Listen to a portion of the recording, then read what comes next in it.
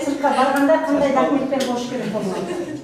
Баткен шаарындагы орто мектептердин 9-11 бүтүрүүчү класстарынын окуучуларына мектептин социалдык педагогдору коопсуз миграция темасындагы класстык сааттарды өткөрүп жатышат. Бул иш-чаралар бүтүрүүчү класстардын коопсуздугунун алдын алуу аракеттерин көздөйт.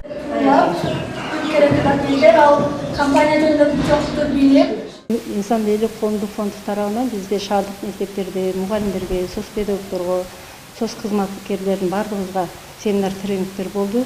Мына ошондо коопсуздук миграция, адам сатууга каршы күрөшүүнүн модулу боюнча тренингтерди өттүк. Биз анда алган билимдерибизди атайын келип мектептерге бүтүрүүчү класстарга келечекте миграция боюнча окууну бүтүп барганда жаш өзгөчөлүктөрү тууралуу, ал жерге эң алгач барганда кандай эрежелерге таяныш керек?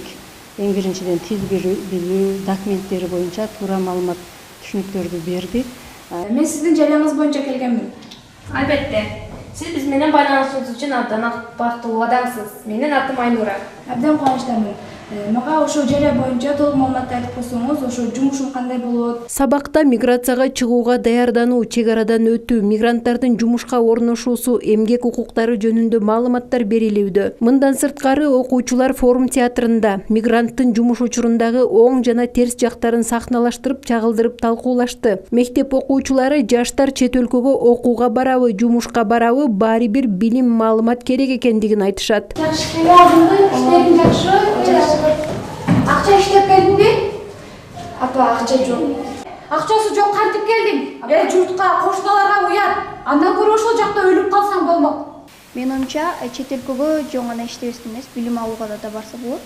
Чет өлкөгө чыгуу үчүн ал билим алыш керек экен. Ошонун паспорту жана ошондой эле маалыматы болуш керек да ошол жөнүндө.